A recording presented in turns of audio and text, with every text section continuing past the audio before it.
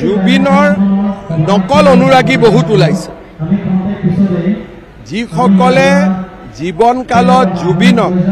অত্যন্ত কঠোৰ ভাষাৰে সমালোচনা কৰিছিল তেওঁলোকে জুবিনৰ অনুৰাগীৰ এটা ভাও লৈ অসমখনক অশান্তি কৰাৰ পৰিৱেশ এটা ৰচনা কৰিছিল সেইকাৰণে বিজেপিয়ে জুবিনৰ গান ভাল পোৱা জুবিনক ভাল পোৱা অনুৰাগীসকলক লৈ যে যিকোনো মূল্যৰ বিনিময়ত আমি অসমখনক অশান্ত কৰিব নিদিওঁ এইখন বিষ্ণু ৰাভাৰ অসম জ্যোতিপ্ৰসাদৰ অসম ভূপেন হাজৰিকাৰ অসম জুবিন গাৰ্গৰ অসম ইয়াক আমি কেতিয়াও অশান্ত কৰিব নিদিওঁ এই শ্লোগানেৰে আজিৰ পৰা ৰাজপথত নামিছে আমাৰ উদ্দেশ্য হৈছে যে নকল অনুৰাগীসকলৰ বিৰুদ্ধে প্ৰকৃত অনুৰাগীসকলক সংগঠিত কৰা আৰু জুবিনৰ অসমখনক প্ৰাণৱন্ত জীৱন্ত কৰি ৰখা যাতে জুবিনৰ অসমখন আন্দোলনেৰে তমসাময় হৈ নপৰে